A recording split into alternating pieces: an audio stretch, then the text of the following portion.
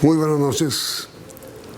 Uno de los programas que fueron bandera electoral del presidente electo Gustavo Petro fue el de la reforma agraria que aplicará en su gobierno. Por eso, la designación hoy de Cecilia López como nueva ministra de Agricultura es una de las más importantes escogencias de quienes serán sus compañeros de gobierno. Cecilia López es economista de los Andes, ya fue ministra de Agricultura, fue ministra de Medio Ambiente y fue directora de Planeación Nacional.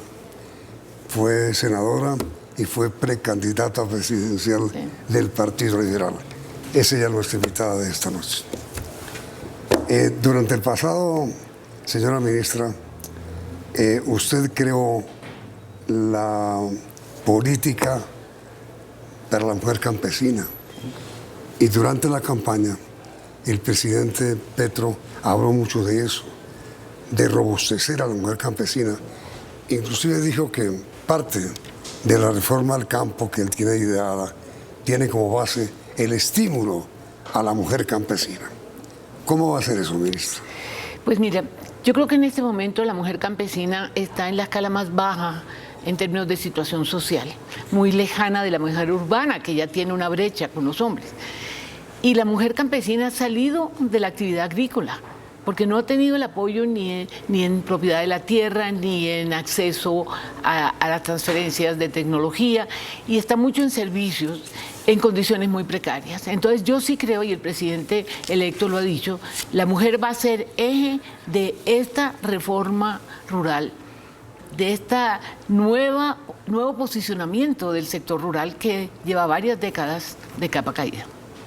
¿Por qué le llama usted reforma rural y no reforma agraria? Bueno, es que es más porque reforma agraria, sí, es un eje central de la propuesta del presidente electo. Es decir, él lo ha dicho claramente, la reforma agraria va a ser un punto central y de eso podemos hablar, pero es que la reforma rural va mucho más allá del tema de tierras, va mucho más allá de temas específicos. Es volver a poner el campo en la agenda como un tema que atraviesa muchos temas. La paz, la producción de alimentos, el hambre, la sostenibilidad ambiental, la transformación productiva de que habla el ministro de Hacienda, cuando se trata de nuevos sectores, para alejarlo de ser solamente dependiente del minero energético, el sector rural es obvio. Entonces, la reforma rural abarca un trabajo que vamos a tener que coordinar con Hacienda, con Comercio Exterior, coordinar con el Ministerio del Medio Ambiente, con toda la política social. Por eso es mucho más que la idea de que es solo la tierra. La tierra es eje central, pero hay mucho más. En este momento las cifras muestran que Colombia tiene que importar al año 9.000 millones de dólares en alimentos. Miren, es inconcebible. La FAO hace mucho rato dijo que Colombia era uno de los 7 países del mundo que podían responder al incremento en la demanda de alimentos, porque tenemos la tierra concentrada, pero la tenemos. Tenemos el agua mal manejada, pero la tenemos. Y tenemos la población campesina más grande de América Latina. O sea, tenemos todo y nos volvimos importadores de alimentos. Y mira la situación del campo. Pero ¿cómo hacemos, señora ministra, o cómo era usted para cambiar de importar 9.000 millones de dólares en alimentos para hacer, como dijo alguna vez el expresidente López, despensa de América Latina? Pues mire, se trata de volvernos una potencia en la producción de alimentos, pero mire, si miramos las importaciones, trigo, es muy difícil que nosotros produzcamos el trigo que necesitamos, no tenemos el clima, no tenemos las extensiones de tierra. Pero maíz importamos. Pero ¿qué tal importar maíz? Pues si estamos importando hasta café. Frijol. Importamos frijol. Entonces, de la China, además. Además, arroz. Nosotros podemos producir arroz, por amor de Dios, papas. Es decir, ya hay que entrar un poco. ¿Sabe qué me recuerda? Estoy recordando a Roberto Junguito. Roberto Junguito, ¿se acuerda? Que fue el ministro de Agricultura de Belisario Betancur. ¿Se acuerda cuando las 11 viceministras o 12 viceministras, y a mí me llamó Roberto y me dijo, tú tienes que ser la viceministra de Agricultura? Y Roberto sí llegó, porque él venía de la SAC, él sí llegó con el programa listo, ¿sí? Y recuerdo que la primera reunión que hicimos, Roberto me dijo, necesito ubicar a todo el mundo en un cuarto distinto de tu apartamento, porque estamos importando cebolla, o sea, no en estas dimensiones, pero también estamos importando. Entonces me acuerdo que la primera estrategia era cómo producimos. Entonces aquí una de las metas importantes es ver cómo hacemos para reactivar la producción de lo que podemos producir cuando las condiciones no son fáciles. Tenemos tierra concentrada, tierra que está inútil en el sentido de que no está produciendo lo que toca. Tenemos un costo de insumos muy alto porque estamos importando y no estamos produciendo lo básico. O sea, las condiciones son bastante complejas, pero la meta es clara. Aquí hay que reactivar. Acuérdense que hay cultivos semestrales. Entonces tenemos que mirar de estos cultivos cuáles hay que empezar inmediatamente a estimular con crédito, con tierra. Y ahí es donde entra la famosa reforma agraria del próximo gobierno. Ahora, señora ministra, ¿cómo se enteró? Usted enteró hoy, ¿no? No, yo me enteré. No, de que era ministra. Ah. No de que iba a ser miembro del grupo de empalme, sino como ministra. No, yo me enteré la semana pasada. ¿Que era ministra? El presidente me dijo, sí, me lo dijo, porque me dijo, me llamó y le dije, presidente, usted me puso a hacer empalme en planeación. Me dijo, sí, te necesito en planeación, pero donde realmente te necesito es en agricultura. Y hablas con la vicepresidenta y le cuentas, porque aquí hay un trabajo conjunto con la vicepresidencia. Ahora, tengo la sensación, si estoy equivocado, le ruego que me corrija, ministra, de que el presidente electo lo que hizo, uno de las conquistas que logró con su nombramiento es calmar un poco, el ambiente que había en torno a qué iba a hacer él con el campo, porque durante las últimas semanas se hablaba de expropiación, sí, se hablaba de nacionalización de tierras, se hablaba de impuestos sobre impuestos. Eso sí parece ser cierto, ¿no? A la tierra improductiva. A eso sí va impuestos. Eso sí es cierto. Eso es. Mire, el presidente me dijo dos cosas. Sí. Me dijo, aquí hay un eje central que es una reforma agraria que consiste en distribuir tierra, pero no vamos a quitar tierra de los baldíos. Vamos a hacer una reforma agraria con la tierra improductiva.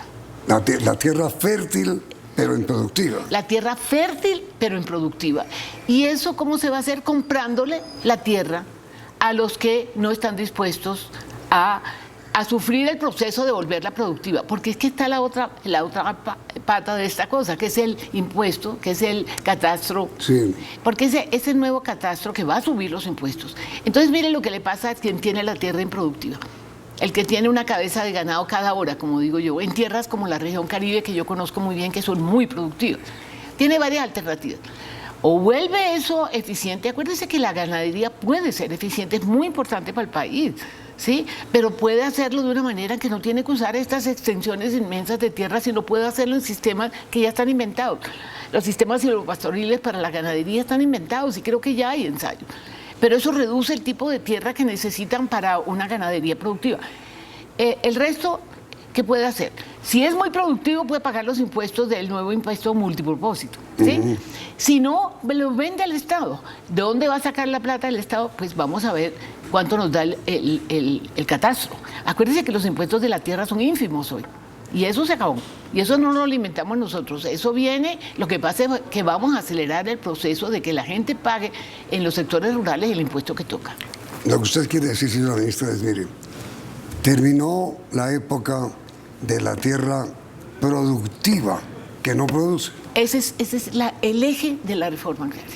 Y aquí no se va a inventar nada raro. Aquí se van a usar instrumentos que tiene el Estado, ¿sí? Y vamos a ver cómo los usamos. Es decir, que los latifundios, por decirlo de alguna manera, existan, pero que produzcan. Pero que produzcan. Es que mira, yo creo que en ese sentido el gobierno ha sido muy claro. aquí ha habido un proceso de concentración de tierra y de una reducción del tamaño de la tierra que tienen los campesinos. Hoy hay un microfundio y tenemos una población rural todavía muy significativa que no tiene dónde producir. Y al mismo tiempo tenemos unas extensiones de tierra que no pagan impuestos, que como le digo, tienen una cabeza de ganado o simplemente no están produciendo lo suficiente. Ese es el foco. ¿Cómo los volvemos productivos? O bien porque se le distribuyen a sectores que están dispuestos a trabajar, a los cuales obviamente el Estado tiene que apoyar, o los que quieren tener latifundios productivos, pues tienen que pagar unos impuestos tan altos que el negocio tiene que ser productivo. Tiene que darles, sí, para poder pagar los impuestos. O sea, es una mezcla de las dos cosas, pero obviamente tiene que haber redistribución de tierra. Sí, pero entonces, acerté yo al pensar que el presidente electo la escogió como ministra de Agricultura para calmar la tierra. Para calmar la tierra. La gente me conoce y sabe que yo puedo trabajar con los gremios con los cuales ya he tenido contacto. Aquí el presidente puso una tónica que la gente no se esperaba y es el consenso, es el diálogo, no es la pelotera. O sea, yo le decía a alguien, a todo el mundo, a los ricos del campo, a los pobres del campo, a los medianos del campo, al país, le interesa que el campo vuelva a estar en la agenda y que tenga una agenda tan ambiciosa que va a implicar muchos esfuerzos, Yamil, entre otras de recursos. Y hay que mirar ese aparato institucional. Usted no se imagina la cantidad de instituciones que hay en el ministerio. Eso es un reto muy grande, pero yo creo que a todos nos conviene que seamos una despensa de alimentos, que produzcamos materias primas, entre otras que incentivemos la agroindustria. En este proceso de transformación productiva tenemos que reactivar el campo y reactivar la industria que está muy caída. Y la industria que tiene más por venir es la agroindustria, y para eso se necesita un sector productivo del campo. Entonces, señora ministra, digamos, me responde usted después de comerciales, que su nombramiento significa que los propietarios de las tierras productivas en Colombia no deben asustarse, pero sí preocuparse. Después de comerciales. De acuerdo.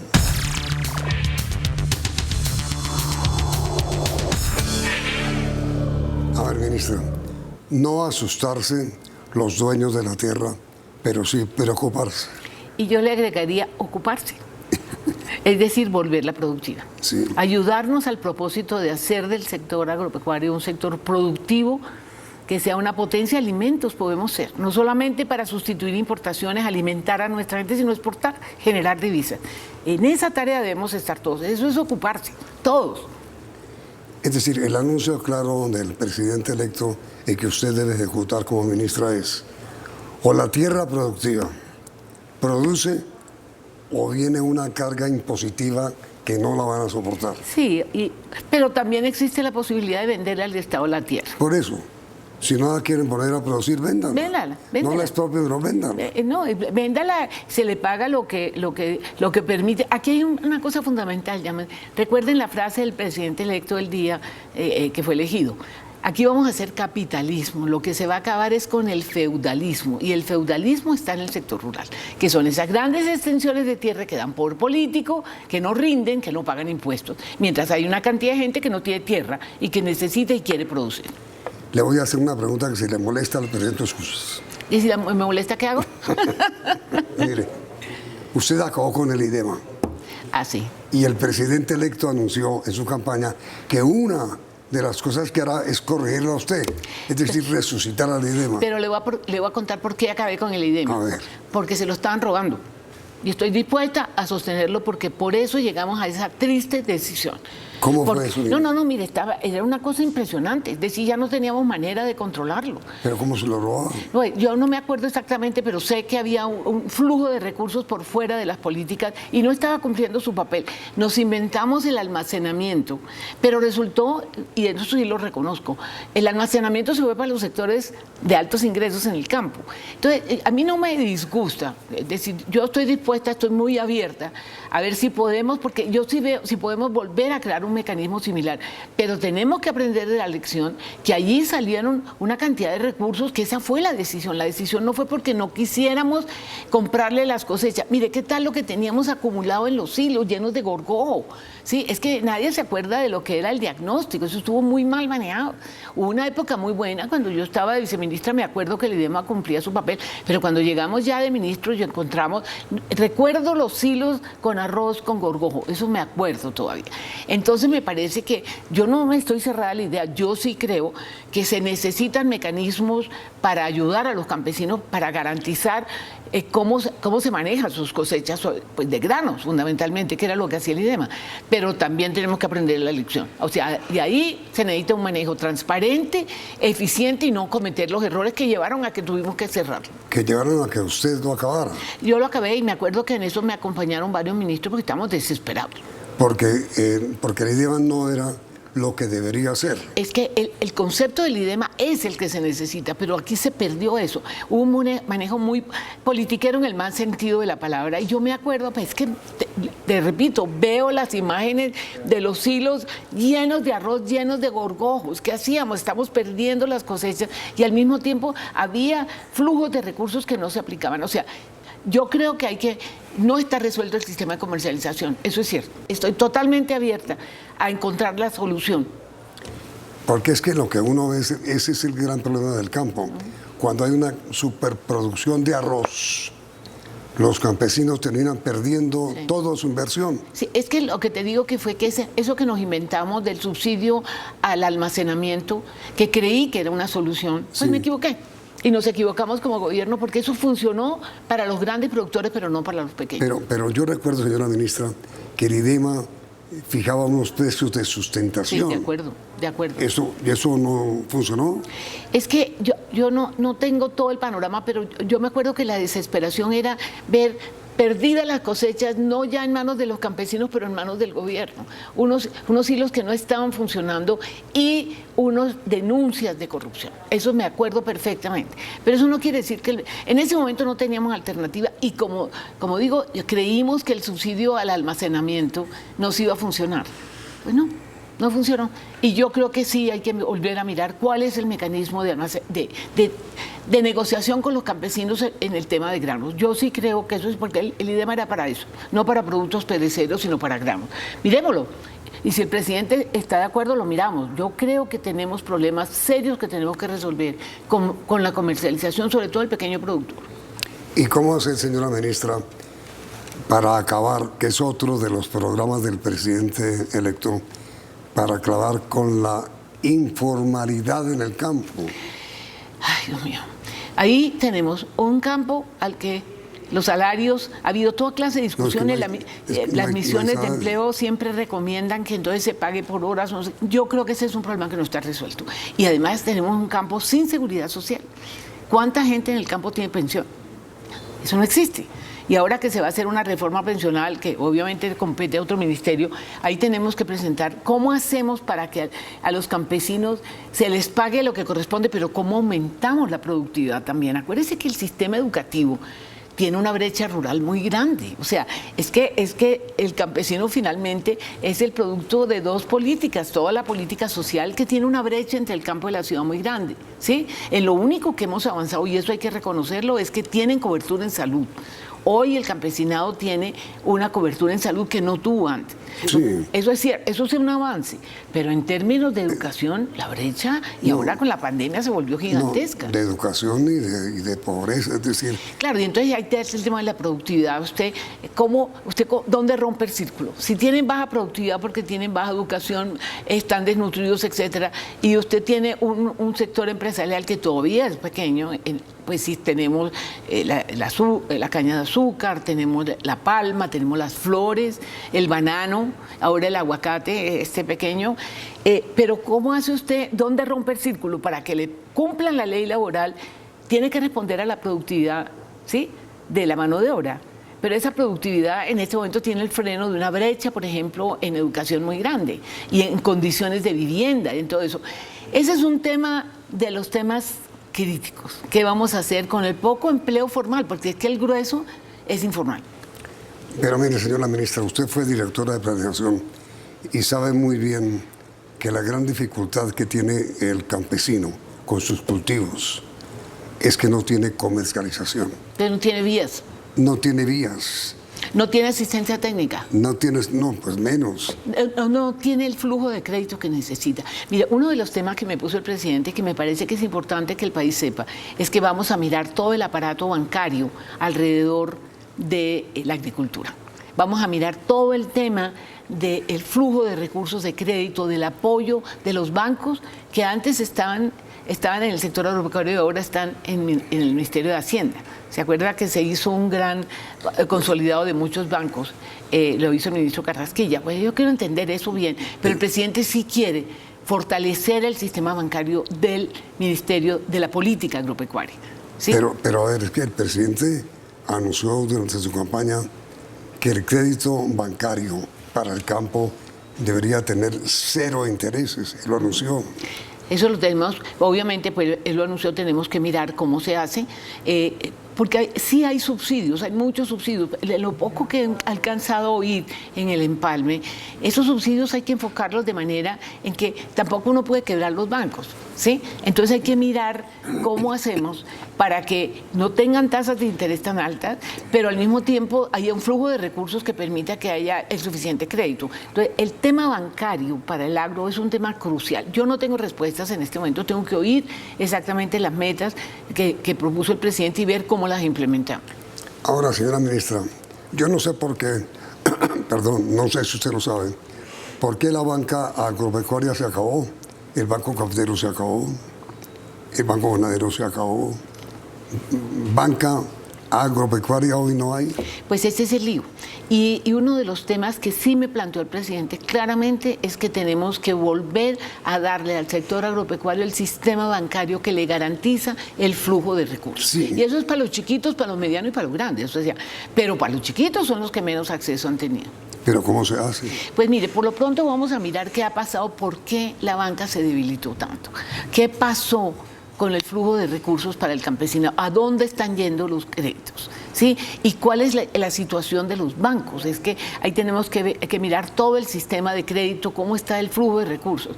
Ese es un tema crítico. Yo no tengo respuesta en este momento, pero sé que es uno de las prioridades que tenemos que analizar. Eso sí me lo dijo el presidente muy claramente. Ahora, señora ministra, usted ha sido una mujer liberal y su ascendencia es liberal, pero liberal de centro. De izquierda. Liberal de centro, Sí. Pues usted nunca ha sido una persona, digamos, de centro izquierda. No. Eso no la ha caracterizado. Esa posición política, ¿qué garantiza? Miren, yo cuando empecé a analizar lo que el hoy presidente electo proponía, me acuerdo de una entrevista que me hizo Cecilia Orozco para El Espectador, que yo dije, yo no soy petrista, pero soy realista. Yo empecé a ver ahí el programa con el que uno soñaba, ¿sí? Y ahí yo encontré, primero, yo no veo ahí una extrema izquierda, por Dios, no. No, yo sé. Eso sí es clarísimo. Sí. Y en segundo lugar, vi eso que el liberalismo dejó de pelear. Esas variables y esos objetivos que ha debido tener el liberalismo. Usted sabe que yo renuncié varias veces al Partido Liberal, pero sigo siendo liberal. Sí, sí. Y yo inclusive le dije al presidente Petro en alguna ocasión, presidente, a usted le sirvo mucho como liberal. ¿Sí? Sí. Y así lo hizo. Usted vio que yo salí a apoyarlo antes de la primera vuelta, porque vi claramente que ahí estaban unos objetivos muy claros. Pero, digamos, yo estoy totalmente ajena a los partidos, pero sigo siendo liberal. Eso es una cosa que uno lleva en el alma, y aquí encontré unas coincidencias. Pregunta final, señora ministra. Dígame las 3 cosas que el país debe esperar de usted. Una, Un compromiso total. ¿compromiso con qué? Total, con hacer del campo el eje de la reactivación de esta sociedad. 2, 2, el hambre. Trasnochada totalmente por eso. Tenemos que garantizar que este país no sea un país de ingreso medio alto con hambre. Eso es inconcebible. Y lo dije mucho antes de llegar al ministerio. pero sobre ese punto, ministra, eso suena bien, Pero ¿cómo se Hágalo. acaba? Sí, exacto. Reactivando la producción y volviendo a hacer de la población campesina. Es que tenemos cuántos millones de campesinos, que es una masa humana capaz, que tiene compromiso. Es que le digo, tenemos la población campesina, yo creo que es la más grande de América Latina. Esa gente por La fin más le llegó el grande sueño. y la más pobre. Y ¿no? la más pobre. Entonces yo creo que ahí hay un potencial muy grande para hacer. Y 3. La mujer rural. La mujer rural para mí es una obsesión porque yo creo que las mujeres somos los motores de este cambio del siglo XXI. Yo creo que el tema, usted conoce mi tema de la economía del cuidado, quitarle ese peso a las mujeres y que el Estado vuelva esa actividad que hace la mujer, la reconozca como una actividad productiva, se vuelva un sector productivo, lo distribuya el cuidado del Estado y el mercado. ¿Y eso a quién le sirve? A todas las mujeres, pero mucho a la mujer rural, que está absolutamente relegada, que no tiene opción de nada, y es llevar un paquete de posibilidades, y estoy segura que está listo para hacerlo. Sobre todo, señora ministra, y esta es una de las ideas del presidente electo, que la mujer campesina no siga siendo víctima de violencia. De la violencia del marido. ¿no? Del marido, del incesto. Hoy veía y oía en una cumbre de parlamentarias lo que está pasando con el incesto en las zonas rurales. Aquí hay un tema de cultura, pero antes que se me olvide, yo tengo un mandato claro del presidente, que es la sostenibilidad ambiental. O sea, hacer de esta reactivación del sector algo que funcione en términos de hacer una agricultura sostenible y de contribuir a todos los retos que tenemos de cambio climático. Acuérdese que yo fui ministra de Medio Ambiente. Sí. Le quiero decir, señora ministra, si usted logra salvar un poco a la mujer campesina de Colombia, pasará a la historia. Y si no, la historia la juzgará. De acuerdo, lo acepto. Ministra, muchas gracias. A ti también muchas gracias. Muy amable, ministra. Y a ustedes, televidentes, gracias por la sintonía. Y sigan aquí en Noticias Centro 1, CM.